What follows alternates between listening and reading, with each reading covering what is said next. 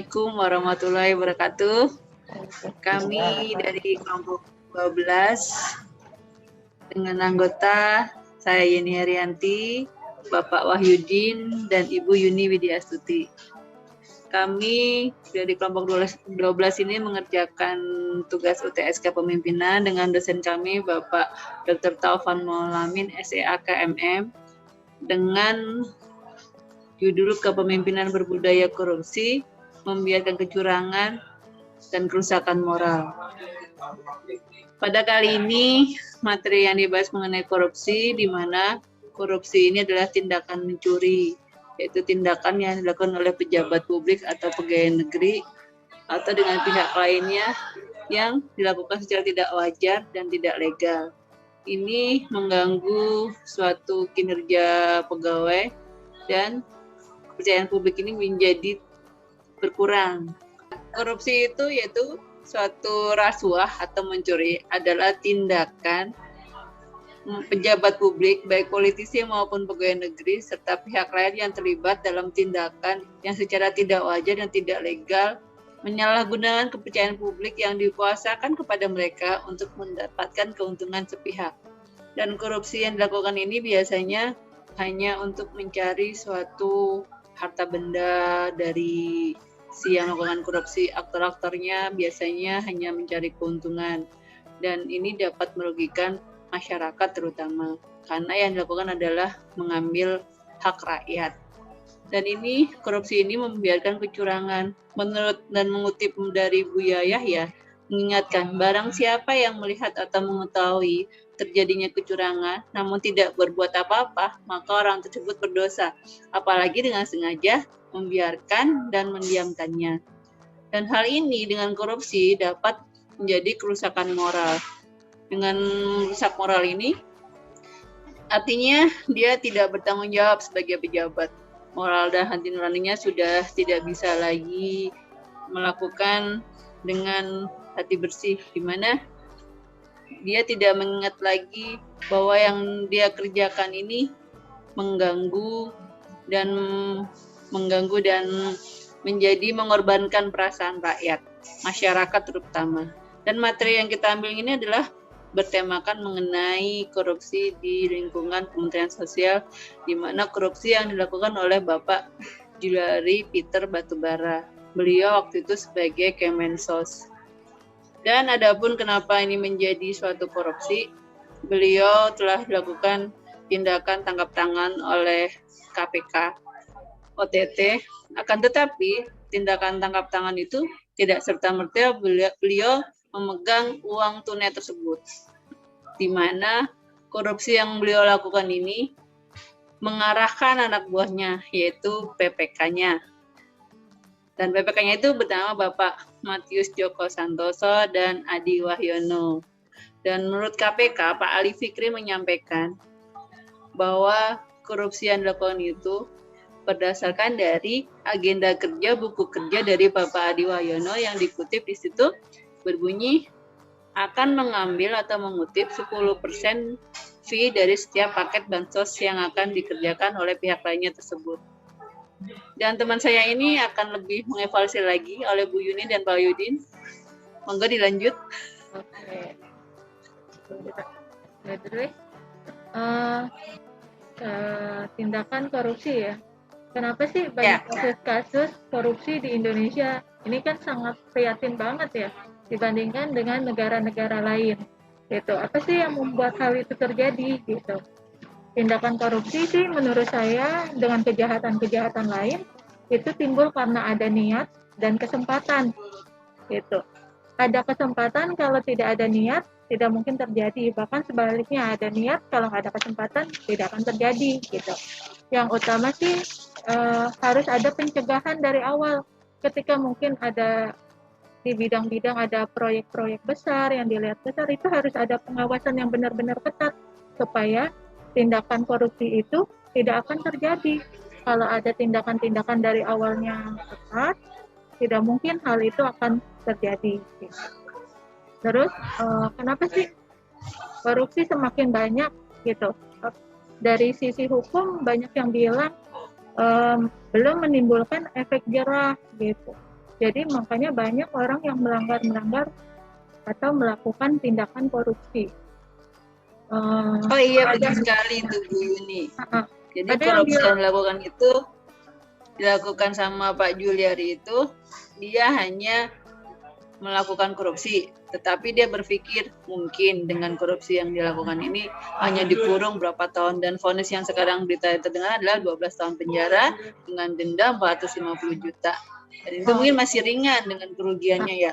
Ya betul. Seharusnya lebih sanksinya itu lebih berat lagi seharusnya, apalagi di masa pandemi COVID-19 ini.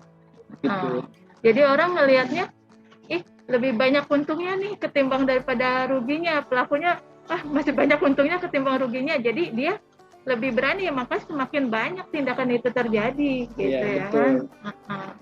Terus banyak seperti menganggap enteng ya. Terus ada yang bilang mungkin harus ada tindakan tegas seperti hukuman mati gitu. Mungkin itu bisa jadi efek jerah buat mereka gitu ya kan. Tapi dari sudut pandang saya, kayaknya orang Indonesia saat ini kalau hukuman mati udah nggak takut lagi deh, gitu. Karena itu bisa kita lihat dari tindakan pada eksekusi mati di kasus narkoba. Kan banyak juga yang udah dieksekusi mati, tapi peredaran narkoba segala macam masih tetap tinggi gitu. Gitu. Masih banyak. Jalan satu-satunya sih menurut saya mungkin sanksi sosial, kayak dimiskinkan orang pelaku tindakan korupsi, diambil hartanya, dimiskinkan, gitu, dikucilkan oleh masyarakat, gitu kan, terus dicopot, di blacklist dari pemerintahan, itu otomatis dia kan ketika mengalami itu dia bingung harus seperti apa kan, gitu, mau nyari kerja susah karena udah di blacklist segala macam, jadi dia bisa merasakan gimana jadi rakyat kecil gitu. Jadi dengan seperti itu pelajaran buat yang lain ketika ngelihat ada pelaku tindakan korupsi nih, penjatuhan hukumnya seperti itu. Jadi orang juga akan takut melakukan hal itu ya kan.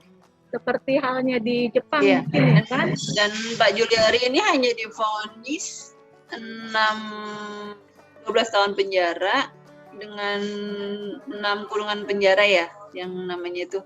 Nah terus dendanya hanya 4,5 dan ganti ruginya bisa 1,5 M kalau nggak salah.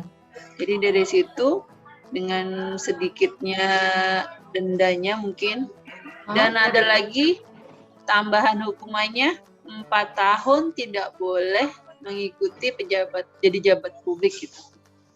Mungkin masih sedikit ya hukuman seperti itu ya.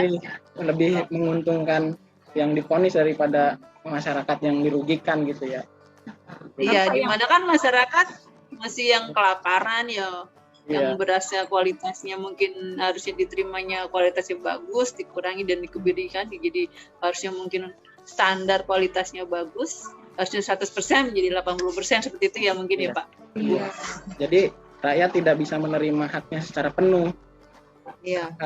Terkait bansos, masyarakat hanya menerimanya sedikit gitu. Seperti rakyat jadi tidak menerima haknya dengan baik, paket sembako yang diterima juga kualitasnya kurang baik dan kurang dari segi jumlahnya gitu. Itu dampak-dampak dari korupsi yang dilakukan pejabat yang tadi kita telah sampaikan. Ini kalau dari teori kepemimpinannya sendiri berarti selaku pemimpinan integritasnya gimana ya? Integritasnya jelas kurang. Karena dari segi kejujuran, loyalnya ya kepada negara ini ya. Dan rasa empati kepada masyarakat juga sangat kurang, karena ini betul-betul dibutuhkan masyarakat bansos ini, sementara bansosnya di korupsi itu kan sangat, ya menurut saya itu perilaku yang tega gitu kepada masyarakat. Apalagi di zaman seperti ini ya, udah ngelihat maksudnya pandemi susah gitu ya kan, udah sulit banget gitu, tapi tetap melakukan hal tersebut gitu. Jadi strateginya biar korupsi ini mungkin tidak ada di pejabat publik, tidak ada di lingkungan pegawai negeri sipil, dan agar tidak ada di lingkungan pejabat publik politik lainnya, kita harus lebih menggiatkan pemerintah, paling menggiatkan seperti pengawasannya ya, mungkin dari KPK-nya lebih pada saat ada kegiatan-kegiatan yang dilihat dananya besar, harus pengawasan dari awalnya ketat, udah dicegah dulu sebelum jadi dia tanpa harus tiba-tiba langsung melakukan tindakan. Kalau pengawasan kalau udah dicegah dulu kan boro-boro untuk melakukan hal itu gitu. Dan ada deteksi dini untuk pencegahannya gitu. Padahal Pak Juliari sendiri pernah mengatakan jangan berbuat korupsi, itu pernah beliau sampaikan di YouTube di mana berita pernah mengutipnya, jangan sampai melakukan korupsi karena akan tindakannya mengganggu keluarganya, keluarga jadi korban, dibully, dan sekarang kan beliau mengalami dibully kan. Nah seperti itu kan dampaknya sangat luas dari keluarga, dari keluarga yang inti dan keluarga kandung yang lainnya kan, jadi mengganggu kinerjanya juga, tidak ada kesempatan lain ya. Iya, betul.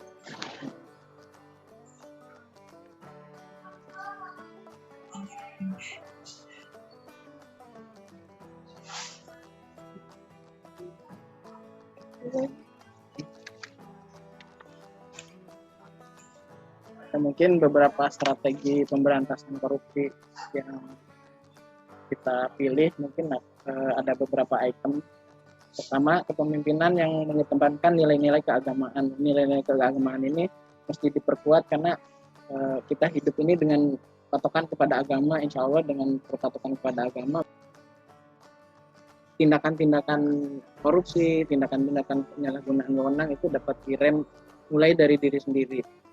Kemudian pemimpin juga harus mampu memimpin dirinya sendiri dengan baik. Ya itu sudah jelas ya, karena semuanya itu diawali dari diri sendiri, dan pemimpin itu menjadi panutan bawahannya dan kumpulannya dari sebuah organisasi. Pemimpin juga harus bisa memimpin dirinya sendiri dan juga memimpin organisasinya untuk tidak melakukan korupsi. Ini selanjutnya memperbaiki moral dan akhlak pemimpin yang berintegritas. Ini sudah jelas karena kalau pemimpinnya bermoral dan berakhlak, pasti akan berintegritas dan akan menjauhi sikap dari korupsi. Kemudian perbaikan hukum yang tidak tebang pilih. Ini sudah jelas karena hukum di Indonesia ini kan sudah terbuka, sudah banyak dimonitor masyarakat, dilihat juga. Jadi sebaiknya penindakan hukum itu ya terbuka dan tidak transparan gitu. Iya, transparan dan tidak tebang pilih, tidak tumpul ke atas, tajam ke bawah gitu. Jadi tajamnya ya ke semuanya, yang memang bersalah ya bersalah, dan vonisnya pun harusnya disesuaikan dengan apa yang telah diperbuat.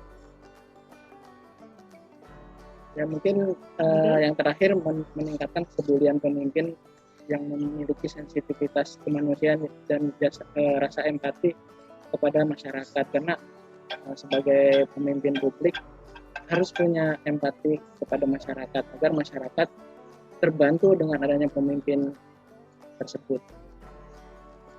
Jadi pemimpin yang berintegritas tinggi, yang loyal, dan yang mempunyai nilai agama tinggi, artinya dia dengan sepenuh hatinya mengerjakan nilai-nilai keagamaan, dapat mencegah korupsi ini ya. Iya. Jadi upaya pemberantasan kejahatan korupsi melalui penegakan hukum yang berkeadilan saat ini tampak masih memerlukan perjuangan berat, ya kan ya? Ya, karena kan dari tindakan korupsi dengan hukumannya ada yang masih belum sesuai ya vonisnya ya. Iya. Dengan akibatnya ke masyarakat, dampaknya kan masih luas. Mereka yang ribu-ribu yang menerima bantuan sosial itu kan banyak banget rakyat yang kecil yang masih tersakiti mungkin ya secara langsung gitu. Oke, berarti kita kelompok 12 menyampaikan mengenai UTS kepemimpinan ini. Semoga hasilnya baik dan mohon saran dari teman-teman semua dan Bapak dosen Dr. Taufan Maulamin SEAK MM. Wassalamualaikum warahmatullahi wabarakatuh.